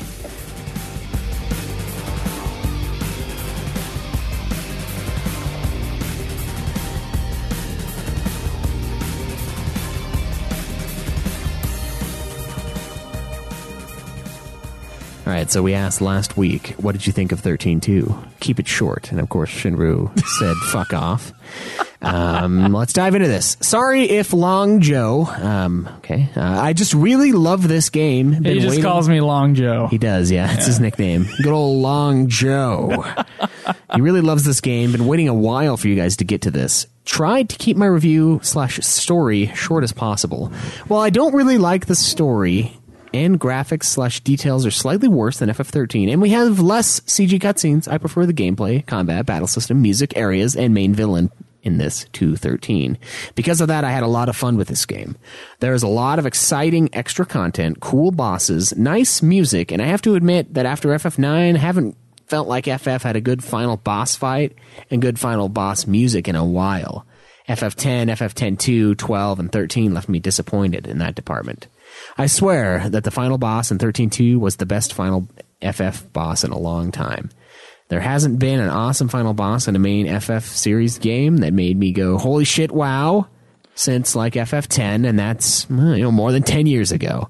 You fight 3 fucking Bahamut's at the same time, yes, and they have an attack that can kill your highest party in one hit. Oh, here's one. Read an epic voice. This is my story. So I've been playing through 13-2 and having fun with it. Got to the final dungeon and didn't bother to grind much, and my characters were underleveled, like both having 2,500 HP, which is very low. Also more than mine, by the way, because you should have 4,000 to 5,000 HP at this point. Anyway, get to the final fights, and they were a little hard, but nothing too extreme. So I was like, oh, more easy final boss fights like FF13, which didn't give me a hard time at all, and I just died like 2 to 3 times and beat the final bosses easily. Then I beat Caius, and I'm transported to dark space. I see a dragon, and I'm like, oh, 1 Bahamut. Shouldn't be tough. Then there are 3 Bahamuts. My hands grip the controller. The music starts, and I literally yell, oh shit, out loud. I started fighting like there is no tomorrow, and take out 1, and then take out the 2nd, and damage the 3rd a tiny bit, but then they get revived. Yeah. And I have fucking bullshit to take them out again. I wasn't paying attention to the certain countdown notices, and Jet Bahamut gigaflared my party into oblivion. I tried this battle like 35 times over the period of 6 hours. Jesus Christ, dude. Yeah, that's pretty sick. I started getting mad. Said for the first time he's fighting an awesome FF fight, so we just started to enjoy it and learned the move. So I would not enjoy that after 35 times. He had a sort of Stockholm Syndrome episode here. Okay. So he says, then finally, after trying so many times, I decided to put everything I had into the fight. I was in full sync, or what many call the Zen state, with the game. That's how I felt like I was on the final one. I was like, I fucking got this. Yeah. Okay, if a pin dropped behind me, I felt like I could have turned around and catched it in midair before it bounced a second time. I feel like my reflexes were at 200%. My body was shaking. My mind was fully attentive. I gripped the black DualShock 3. Like it was my life support. Every time I attacked, I yelled, take that! And when I got hurt, I screamed, oh shit, no! Finally, I had so many blood wounds that my 2 characters only had 700 HP, and I couldn't heal them anymore. The fight had gone on for like 35 minutes. Jet Bahamut had only a little life left, so so did I. One more strong attack, and I was dead. Then I saw the ominous countdown timer.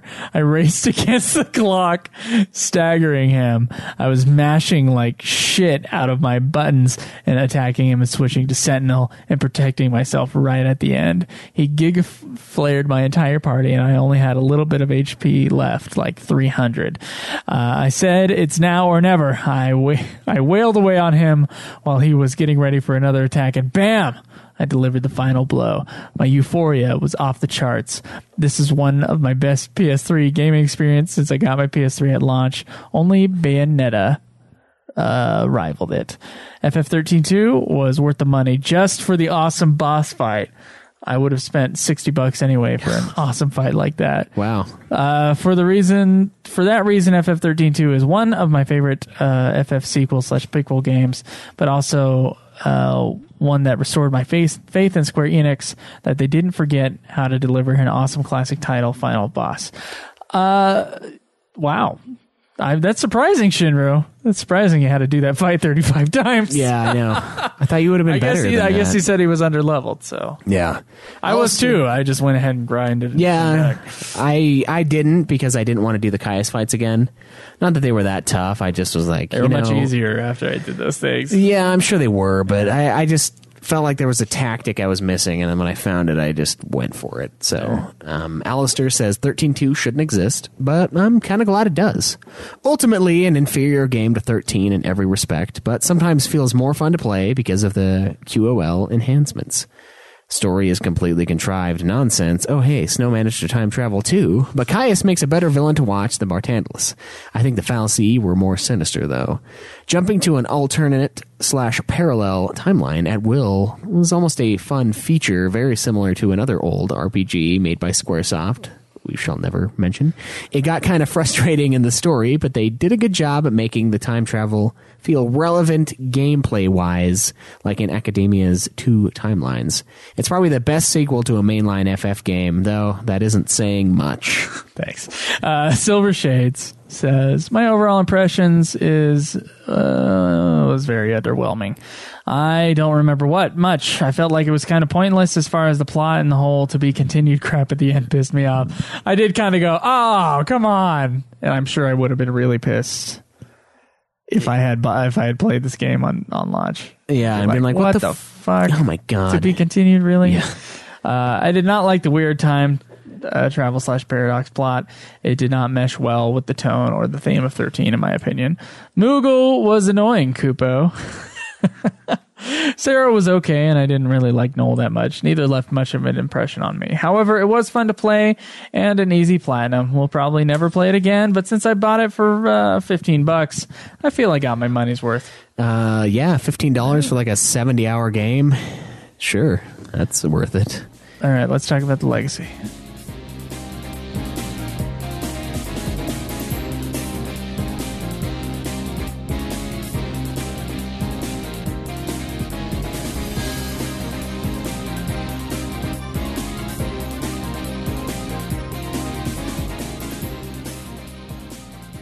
The legacy of 13.2, Schweiss. Well, we can see what the legacy is by the reviews we got. We can. We only got 3. And it seemed like, I don't know, obviously one of them didn't like the game very much, or at least didn't think it was that great. Yeah. I know we have other listeners that love the 13 trilogy, though. Yeah. Who didn't put their thoughts down. I kind of, before we started playing this game, I had an impression of this game that, like, the gameplay at the very least was going to be better. Yeah. Which it, in my opinion, was. It was, I thought it was... More refined version. A more refined version of a really great battle system that 13 had. And so I really enjoyed the gameplay in 13.2. The time plot was crazy. With that in mind, I've never heard much about the story with 13.2. I just always heard it was like, oh, it's really cool that it's not very linear and you can do all this other stuff. Right, man. And I know that there are a lot of people out there who do like 13.2 more than 13. Mm-hmm. And then there's a lot of people who never played 13.2. That's what it seems like to me. Yeah. 13.2 kind of feels like almost like an FF5 sort of a thing where a lot of people haven't played it, but those who have really like it. Right. And it's, I thought it was solid. I do think it improves on a lot of things that 13 brought to the table. Now, we know by its numbers, not as many people even picked the thing up from the beginning, from the get-go. So it sold like half as much or less than half as much as 13. Yeah. And I know Lightning Returns is the same thing. It like sold, like, I don't even know if it sold 1 million copies, but it like, it was also less. Like, you would assume everybody who played 13.2 loved it enough to get Lightning Returns. They're all the ones who bought the Lightning Pretty Returns much, copies. yeah. Yeah, so it's like those who liked it, it's like a little diagram. Like, did you like 13? If yes, 13.2. If no, Final Fantasy XIV. What I liked about the release of 13.2, though, there are these special editions of 13.2, and they're kind of easy to get now because they just made so many of them, I think. But they have the soundtrack in it, and it's like a really nice booklet, and it's a really nice cover. Oh, nice. That's something that 13 didn't do in North America, at least. Yeah, no special edition, and I would have bought it Because I bought the God of War one a week later, but I was like, what's standard? Oh my God. It's just the regular one? Yeah, that's all we got. So lame. That's fair. And so that was something about 13-2 that I really like, and that will someday, I'm sure, be a really cool collector's item, is that collector's case. Right now, though, it's really easy to find. Yeah. Almost easier than the actual game. There's more copies of that left. It feels like that. Of course, maybe I just see them and I just assume. Just easier to see. Yeah. So I have that copy, and it's a really cool addition to the game. Legacy Schweiss, I would agree. It's sort of in that FF5 range where people who've played it really trumpets, like they really get behind it. Yeah, the gameplay especially, that's where it also echoes Final Fantasy V's love. Really solid gameplay. I think it improved on a lot of things than 13. I don't know if I completely agree with that final statement there. What do you think the legacy of the game is for FF players? I think it's kind of I don't know if it's necessarily that important. I know a lot of people do enjoy it, but based on how I felt, like it doesn't really need to exist necessarily. I'm okay that it does, and I enjoyed my time in the game, but as far as continuing the story of 13, it doesn't, I don't know, it goes about it in a really weird way, so I think it's one that, I think it's a game that not everybody's really interested in playing. I mean, 13 has kind of a black mark on the series for a lot of players, and I feel like that might be why 13-2 is maybe not as popular of a game, because the fans after 13 was released really started to revolt against it after a little bit, and 13-2 is very similar to 13 in some of the things they complained about with the battle system and shit like that, the style of it. I don't know. I think it's kind of a mixed bag for Legacy. I think there are a lot of people who say that this game is better than 13, so the Legacy is strong with a lot. But I know there's a lot of Final Fantasy fans that haven't played this game, so I don't know how strong it truly can be if it doesn't have the pull. And in many ways, I like the last review that we read, obviously there's some players who don't think it quite stacks up to 13. And it's like Time Plot is like from left field. Yeah. It doesn't really make sense as a sequel, and I can see that viewpoint as well. So, Schweiss, overall, what did you think of 13-2? I thought it was fun. I enjoyed the game. I think it's worth I probably paid like $12 for it on Amazon. It's been worth that so far. The battle system's super fun. Grinding out the trophies is challenging. There's a lot of challenge modes. I'm excited to get into the DLC content that I haven't touched yet.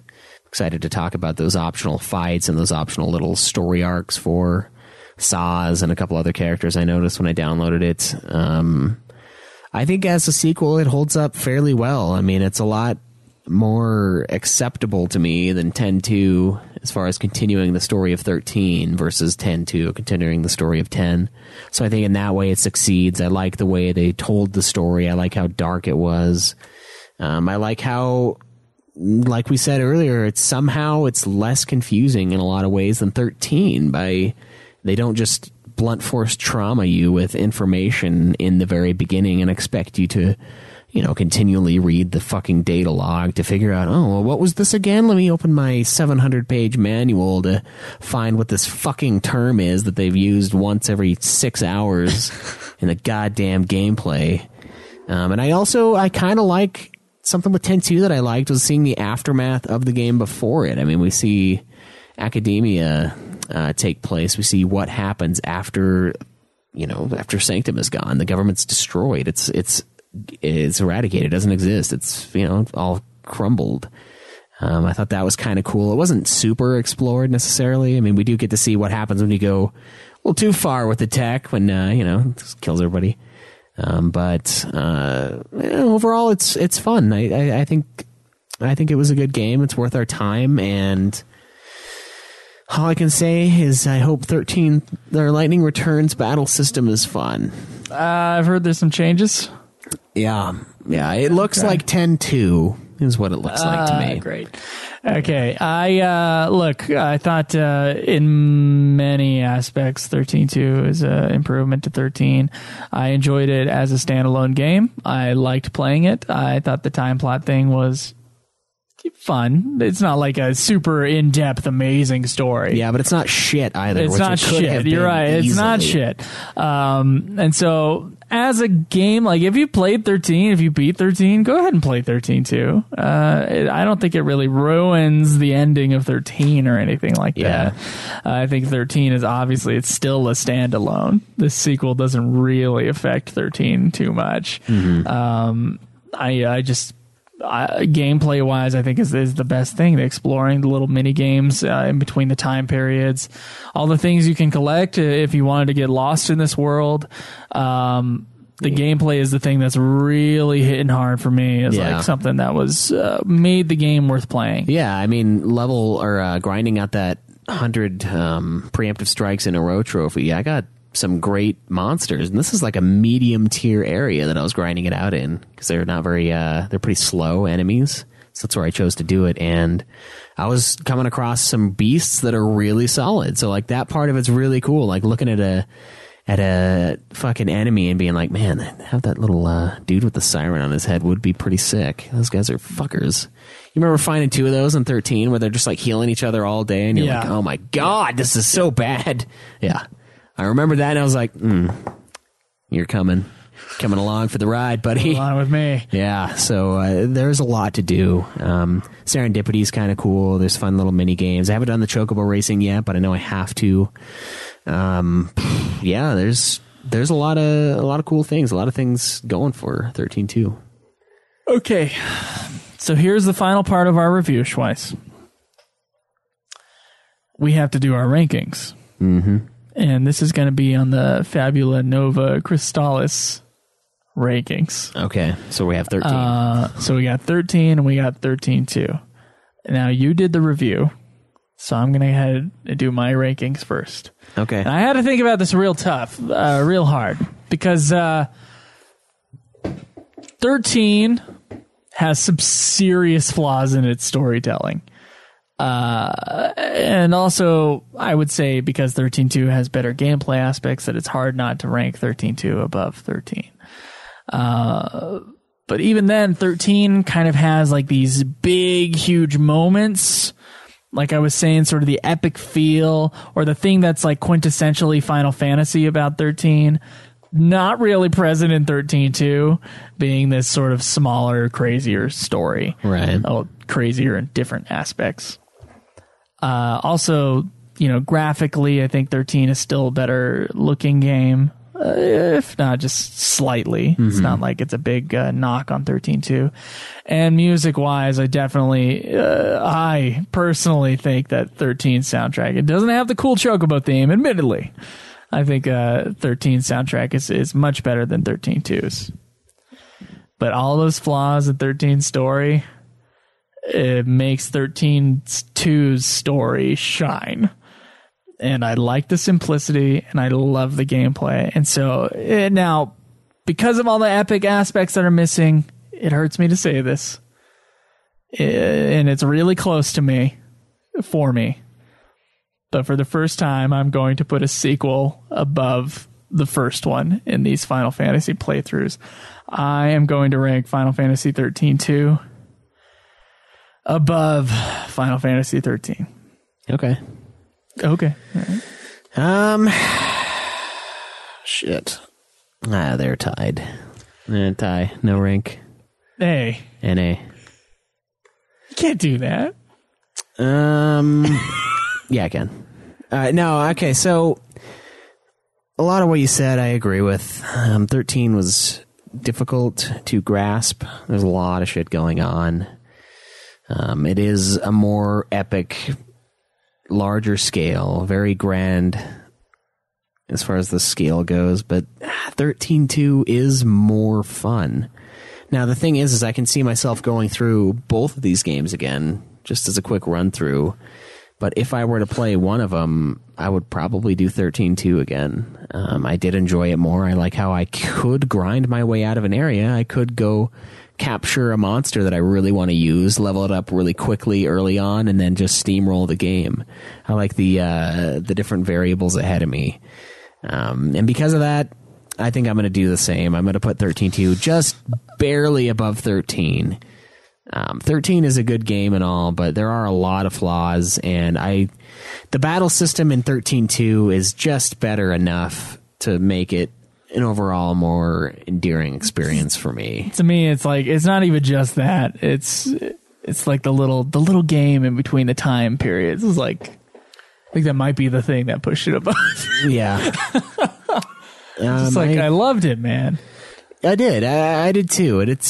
And you know what? They're really close to each other in my mind, though. Like, it's really hard for me to put 13-2 above 13. It's like, they're basically the same. And like, I love both games in their own respect. They obviously have problems.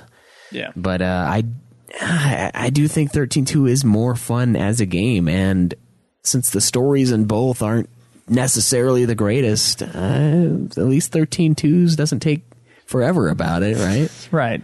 It doesn't pull the super dramatic, little ding, ding, ding, ding, ding. Yeah, every single time, and like every time you get to something, and it's like light yet really dark at the same time, and I don't know. I think it works.